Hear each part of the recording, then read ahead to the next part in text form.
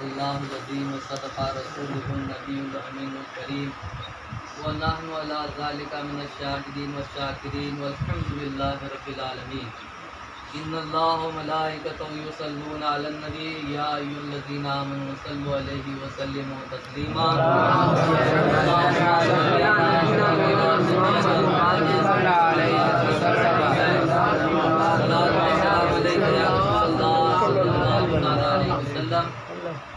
طریقہ مصطفیٰ کو چھوڑنا ہے وجہ بربادی، طریقہ مصطفیٰ کو چھوڑنا ہے وجہ بربادی، اسی سے قوم ہوئی دنیا میں بے اقتدار اپنی، ہمیں کرنی ہے شہنشاہ بطحا کی رضا جوئی، ہمیں کرنی ہے شہنشاہ بطحا کی رضا جوئی، وہ ہو گئے اپنے تو رحمت پروردگار اپنی۔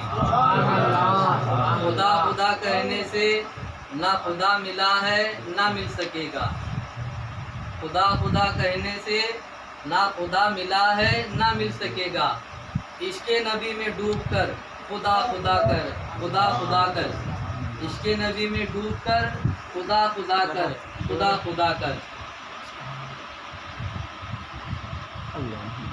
حب خدا شرمندگی نبی یہ بھی نہیں وہ بھی نہیں،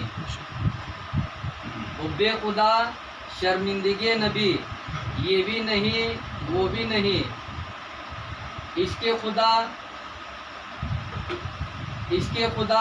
محبت رسول یہ بھی نہیں وہ بھی نہیں، واہ کیا لوگ تھے چھوڑ دی زندگی بندگی کے لیے، واہ کیا لوگ تھے چھوڑ دی زندگی بندگی کے لیے، ہم کیا لوگ ہیں کہ شرم بھی نہیں آتی چھوڑ دی بندگی زندگی کے لیے۔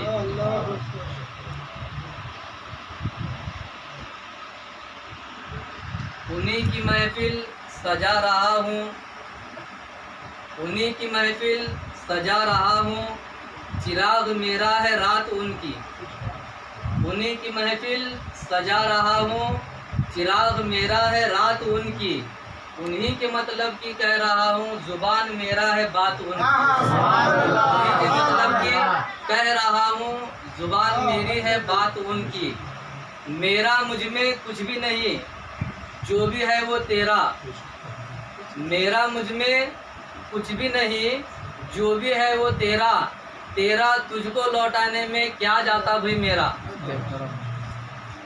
اللہ رب العزت اپنے کلام پاک میں ارشاد فرما رہا ہے، جو کلام پاک کی مشہور آیت نہیں، ایمان والے تو ایمان والے بے ایمان لوگ بھی اسے پڑھا کرتے ہیں، الحمدللہ رب العالمین۔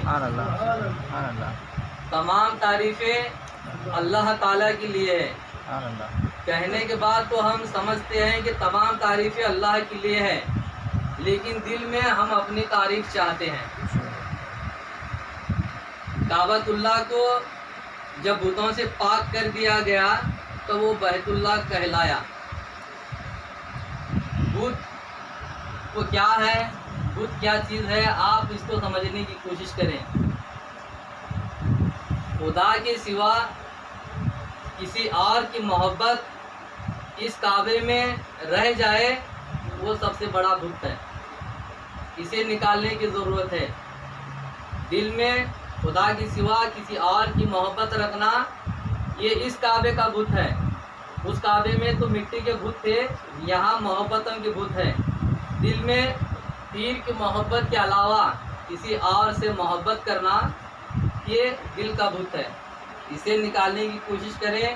تعریف صرف اللہ تعالیٰ کے لیے ہے، اس کے سوا کوئی تعریف کا سزاوار نہیں، کوئی تعریف کا حقدار بھی نہیں۔ اپنی تعریف چاہنے کے بجائے اپنے پیر کی تعریف جہاں ہوتی ہے وہاں بیٹھنے کی کوشش کریں، جہاں پیر کا ذکر ہوتا ہے وہاں جانے کی کوشش کریں، یہی ہمارے لیے بھلائی ہے، یہی دنیا و آخرت کی کامیابی ہے۔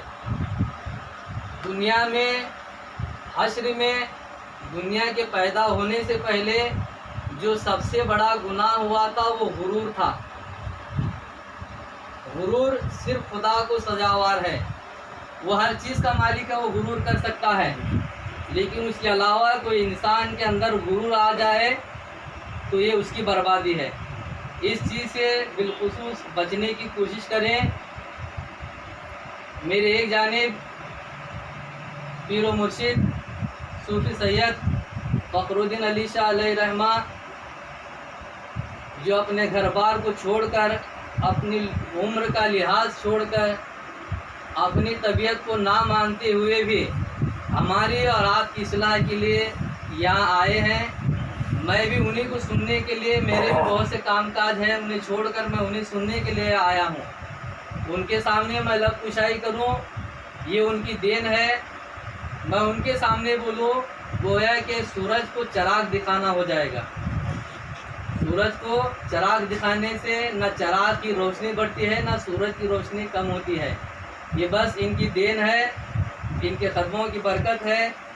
ان کے قدموں کی برکتوں سے میں آپ کے سامنے کچھ بولنے کی جرأت حاصل کر رہا ہوں۔ یہ محفل الحمدللہ 2011 یا 2012 سے شروع ہوئی ہے۔ بس اکیلے ہی چلا تھا میں منزل مقصود کی جانب، لوگ آتے گئے، کارواں بنتا گیا، جو ان کی دعاؤں کے ذریعے اور حضرت علامہ صوفی ریاض احمد صاحب کی محنتوں کا نتیجہ ہے کہ اس محفل کو آپ شاد و آباد دیکھ رہے ہیں۔ اللہ رب العزت اس محفل کی حفاظت عطا فرمائے، ہم تمام کو غرور گھمنڈ سے بچنے کی توفیق عطا فرمائے، ہمیشہ اپنے پیر کے دامن سے وابستہ رہ کر دین کا کام کرنے کی توفیق عطا فرمائے۔ الحمدللہ ہمارے پیر کوئی معمولی ہستی نہیں، جن کے علم کو ہم نے نہیں دیکھا، جن کے رتبے کو ہم نے نہیں جانا۔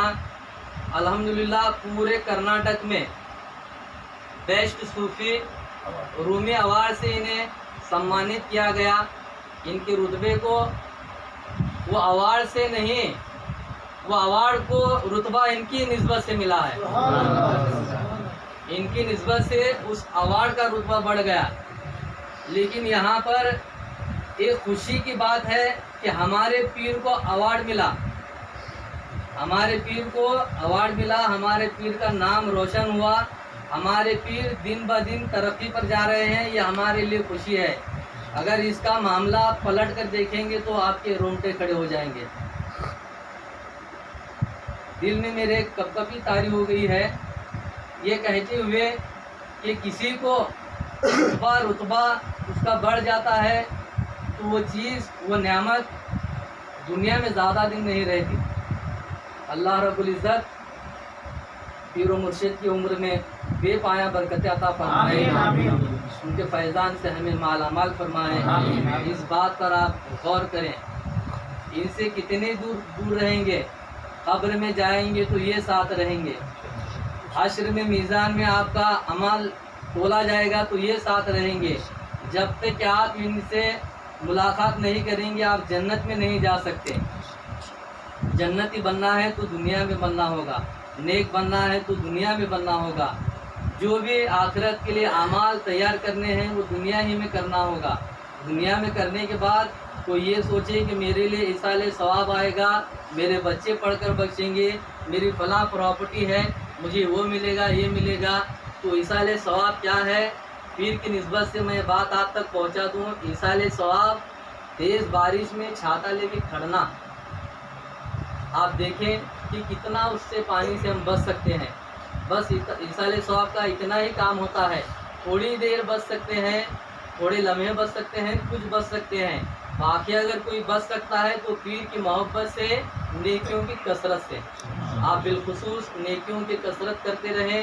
میرا کھڑنا، کچھ بولنا آج مقصد نہیں تھا، بس پیر و مرشد آئے ہیں، یہ سمجھ لیں کہ میں جو بولتا ہوں وہ فاروق کی زبان پر الفاظ چڑھ جائیں، بس یہ بتانے کے لیے میں ان کی بارگاہ میں بڑی ہمت جٹا کر کھڑا ہوا ہوں۔